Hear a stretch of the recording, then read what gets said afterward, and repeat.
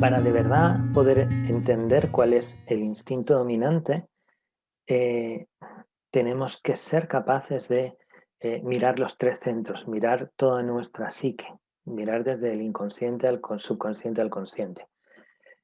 Lo más básico de todo, cuando uno de esos tres instintos recupero una información que dimos antes, desde mi punto de vista, ¿eh? Hay autores de Eneagrama que piensan que es algo que viene inscrito en la genética, pero para mí el que un instinto sea más importante, sea dominante, tiene que ver con la relación con los padres, tiene que ver con la educación, con el entorno.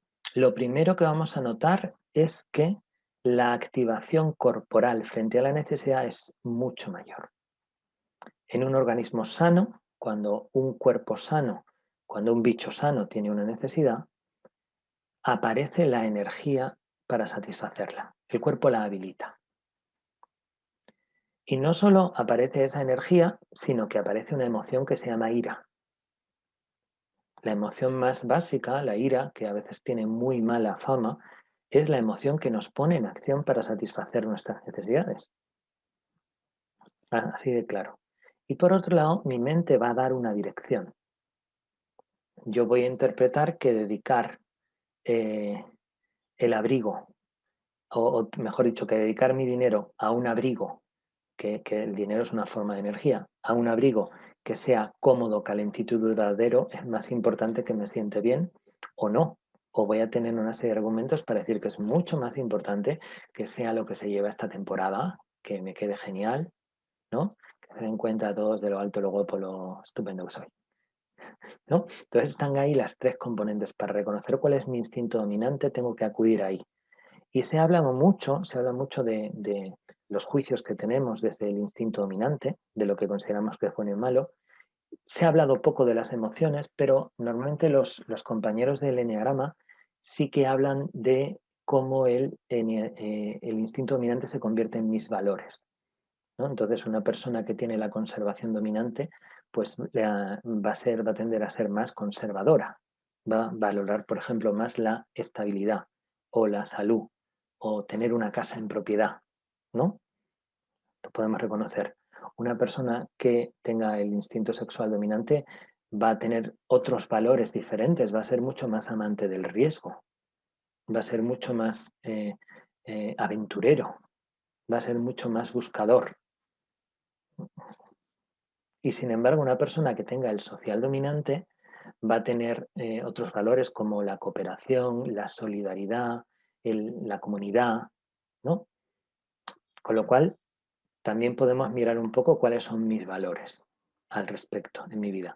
Y el gran olvidado de todo este asunto, que es donde yo más énfasis pongo, es el cuerpo, porque hemos construido una teoría de los instintos, que es una teoría sobre el cuerpo, sin escuchar al cuerpo. Y realmente, si yo fuera capaz de escuchar cuando mi cuerpo se activa mucho y cuando mi cuerpo se activa poco, me iba a dar cuenta de cuál es mi instinto dominante. Yo soy un 7 social. Yo para la vida social soy absolutamente incansable, tengo toda la energía del mundo, ¿no? Y es así. Sin embargo, no soy dominante en conservación, con lo cual para cuidarme o para ir a la compra o para el trabajo no tengo toda la energía del mundo, tengo una buena parte, ¿no? Suficiente.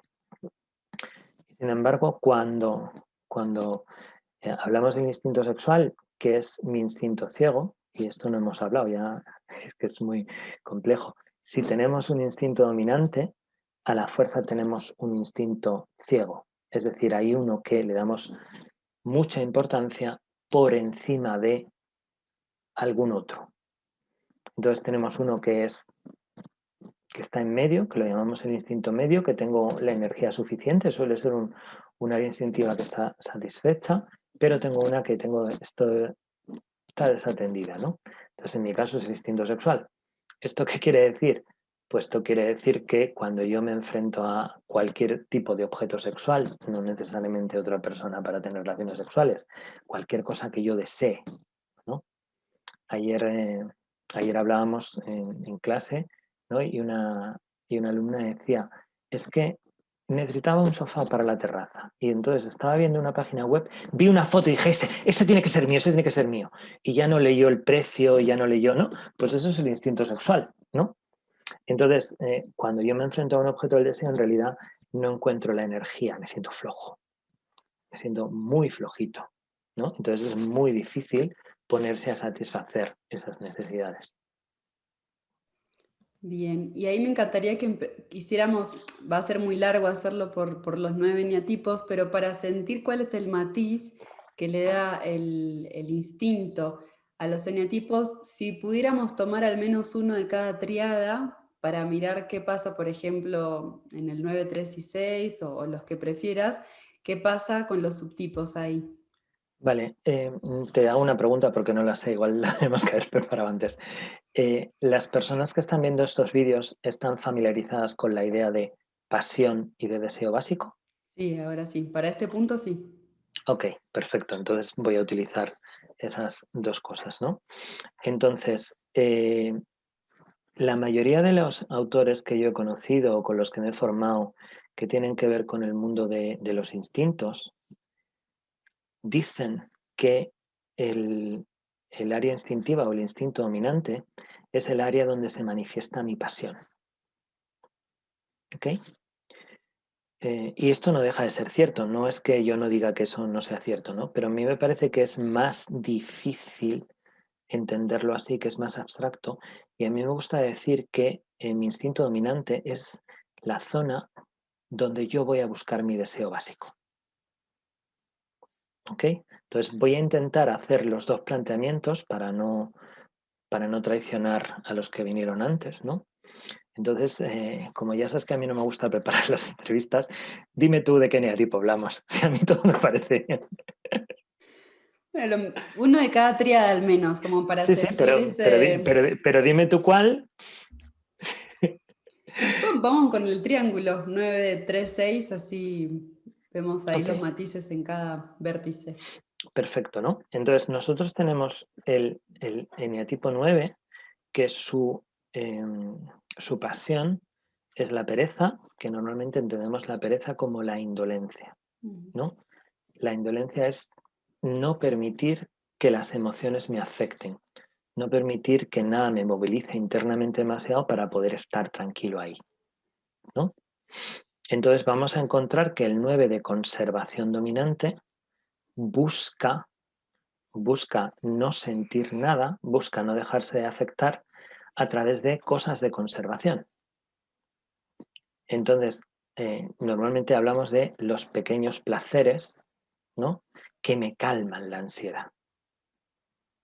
Entonces podemos encontrar un 9 de conservación, por ejemplo, que para poder anularse, encontrar tranquilidad, pues coma compulsivamente, o se quede en la cama compulsivamente, o se quede en el sofá, o le cueste salir de casa, ¿no? Podríamos hablar mucho, ¿no? Entrar todo el perfil, que es una persona que ama más las rutinas, todo eso, ¿no? Pero para entender la relación entre pasión y, y esta idea, ¿no? Entonces, es muy indolente en todo el tema de la conservación y utiliza la conservación para su deseo básico, que es no entrar en conflicto. ¿Ok? Sin embargo, el 9 sexual es indolente con respecto al objeto del deseo. Claro, obviamente esto parece una antítesis. ¿Qué queremos decir cuando es indolente con respecto al objeto del deseo? Queremos decir que como el 9 social, perdón, el 9 sexual lo que hace es intentar parecerse y ser como el objeto del deseo, para poder ser como él, tengo que volverme indolente a lo propio. Tengo que dejar que lo propio no me afecte. Y así me puedo fusionar, que es una de las palabras tradicionales que se usa con este eneatipo, mucho mejor, ¿no? Que, por decirlo de otra manera, estamos buscando un objeto de deseo que nos evite los conflictos. Por eso yo siempre digo que los 9 sexuales se eligen como objeto del deseo a alguien que hace algo que a ellos les apetece hacer. Y así al hacerlo a la vez no vamos a tener ningún tipo de conflicto, ¿no? Sin embargo, entramos en el 9 social que es la indolencia a través del instinto social, ¿no? Entonces, lo que hace el eneatipo 9 social